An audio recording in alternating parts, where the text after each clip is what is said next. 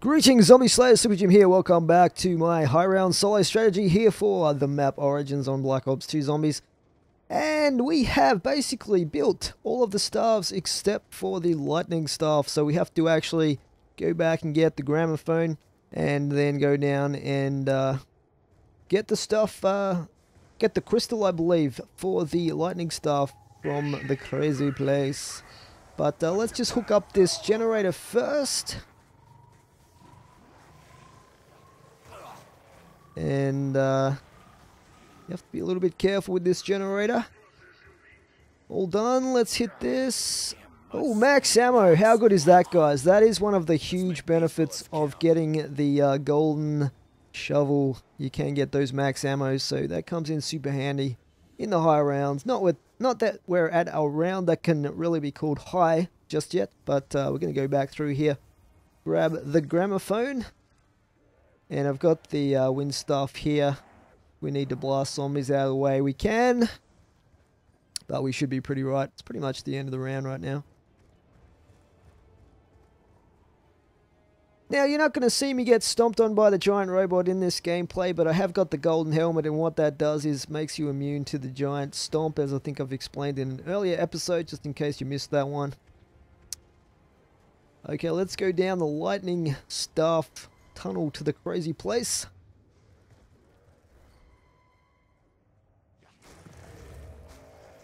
Now, I originally thought that this lightning stuff was going to be like the Wonder Waff, but it's not as good as that, unfortunately. As I think I've said before, it's more like the zap guns from the map Moon in Black Ops Zombies. I don't know how many people that are watching this video came to zombies, like discovered zombies in Black Ops 2, but probably quite a few. But I've been playing it since World at War, and a lot of people came in Black Ops Zombies with Kino. Even a lot of the big name zombies YouTubers out there discovered it with Black Ops. Okay, so we got the crystal, or the stone as sometimes the characters call it. And we'll take the gramophone with us. So we can go build the lightning staff there, just to show you guys how to build it.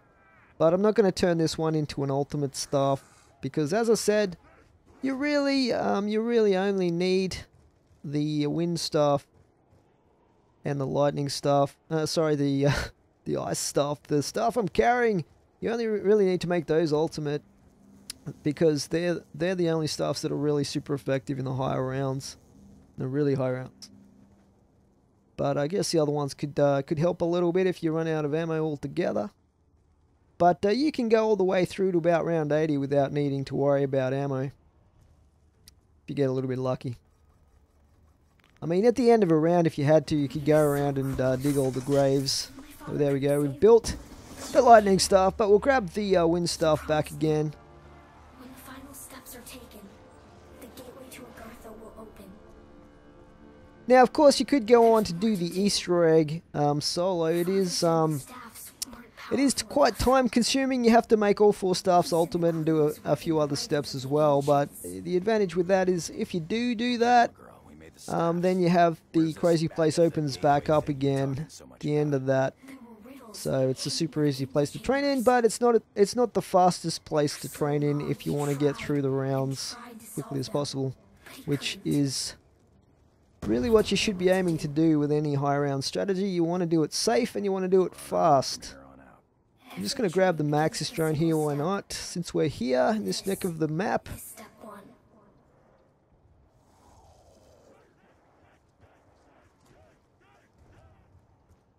The mud in this particular part of the map can be really, really slow. You have to be a little bit careful. Okay, we have all the generators powered up. Let's see what rewards we have here. I just want to see. Okay, we have double tap. I'm not going to take that. That should, if you want to get all the perks in the map, you should think about taking that last, but I believe you can still get all the perks even if you take that, if you get enough, if you find enough of the slots. But it saves you searching for one extra slot. And I just want to see what my Pack-a-Punch gun is here. That's why I'm hitting it. And it is the Pack-a-Punch Galil, which is awesome. I'm probably not even going to use it though, because I've got pretty much all the weapons that I want at this stage.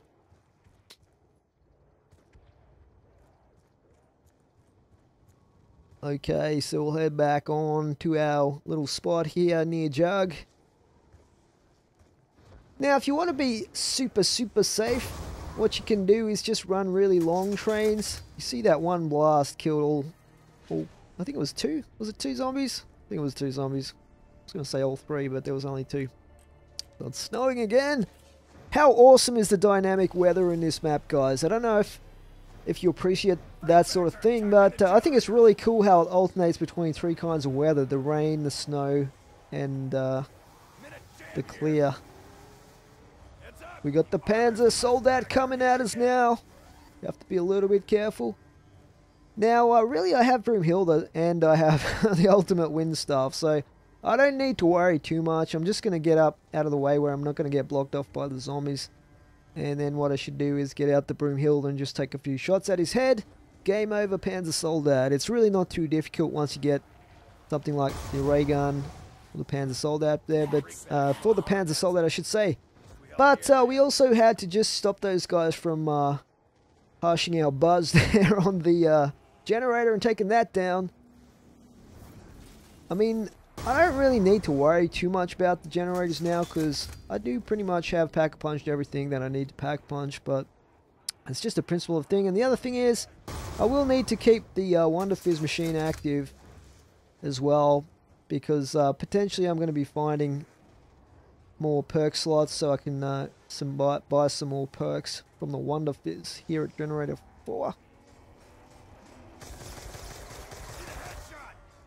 Okay, trying to take down that big guy. But it really doesn't take too much with the Broomhilda. Broomhilda? Whatever it's called. You know what I'm talking about. But yeah, probably only takes about 5 direct shots to the face or thereabouts with this thing to kill him, but I think I'm missing getting him in the body a fair bit there. But there he goes. He's dropped a max ammo. So I'm going to throw a monkey bomb and go back for that thing.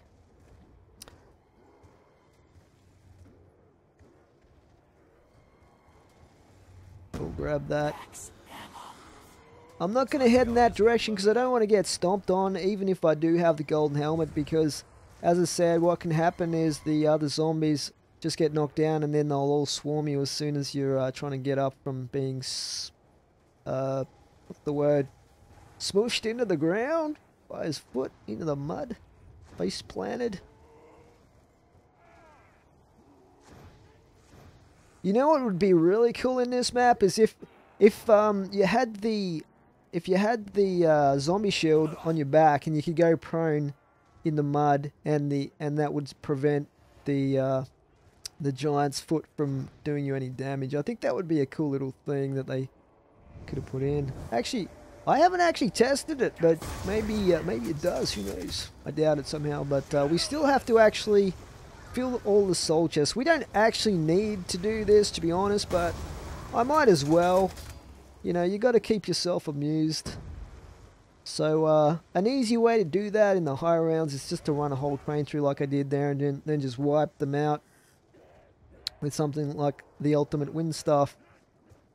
But once we get all 4 of the soul chests filled, we'll be able to get our reward of what I call the Thunder Fists. So there you go. Easy as that.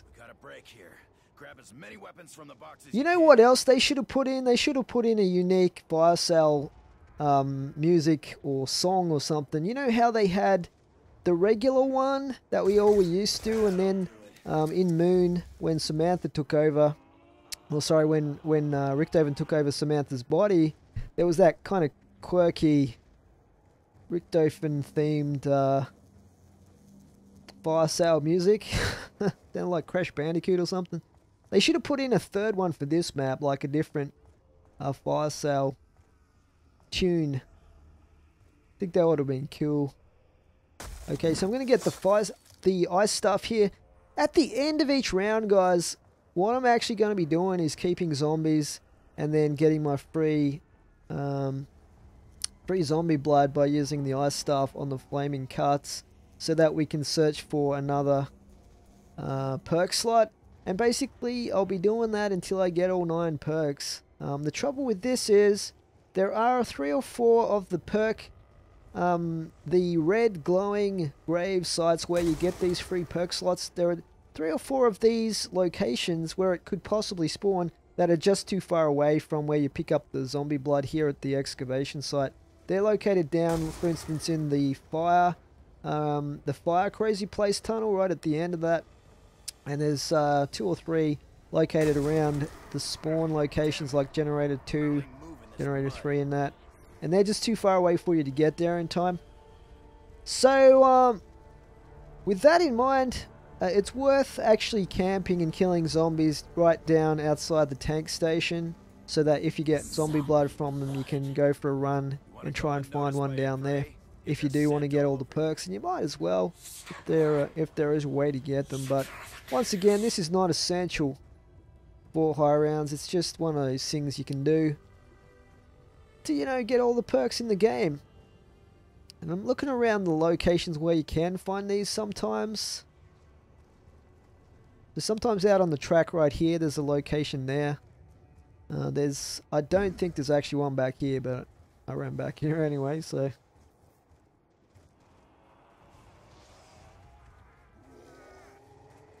Okay, we're just going to try and get... Nope, we can only have 5 perks at the moment, so... Heads up, the robot's coming this way. Okay, let's get out of here.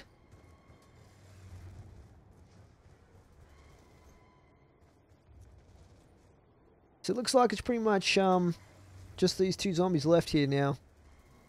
And what I'm actually looking for now is the small grave piles, because I want to try and get a zombie blood out of one of those if I can. But once again, you don't need to do this, and it does make the gameplay quite long and quite slow. And in the future instances where I'm doing this at the end of each round, guys, I might actually fast forward this part of it, because it's just basically scouring the map for the little grave sites that you dig up and getting the free zombie blood. I'm going to be doing that at the end of each round to try and get all the perks going. Unfortunately, what happened at about this stage, I believe from memory in this game, is the graves stopped spawning completely. I could not find a single one, and usually they'll respawn sometimes once every round, sometimes every couple of rounds once you've dug them up. But here I just got none throughout the whole map, which is really, really unusual. And I don't know if it was a glitch or what it was, but unfortunately there was absolutely nothing back here in the usual spots that I'm checking. Now, did I mention stamina up is essential in this map? This is one of the reasons why. You do so much roaming around in this map if you want to get yourself set up. Okay, so what I'm going to do is switch this out for the wind staff again. We might as well use the wind staff while it's got ammo. I just think it is a little bit safer, especially in these rounds prior to round 40, where you can potentially get more zombies coming in at a slower rate that could block you off in some areas. So the ice staff is not going to have that ability to clear your path the way the wind staff does. And they both are pretty much the same amount of damage when you use the charged shot on them. Just demonstrating the melee there as well.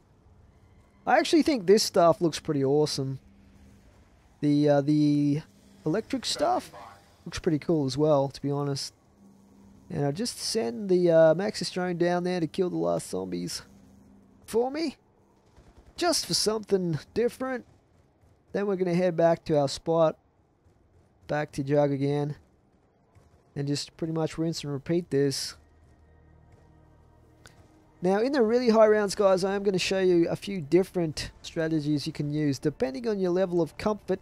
Whether you want a super fast strategy, that is going to be a little bit high risk if you don't execute it perfectly. I'm also going to show you a sort of a medium difficulty one, which is really just this one, training around this area, but in the higher rounds. And there's also a really safe but Come get me. quite slow strategy you can use if you don't want to do either of these two. You're not having success with those. So later on as a bonus, I might show you some of that really high stuff right at the end of this series. But that's where we'll leave it for today, guys, in this episode of my high round solo strategy. Please remember to rate and comment. But for now, it is Super Jim out. Thanks for watching.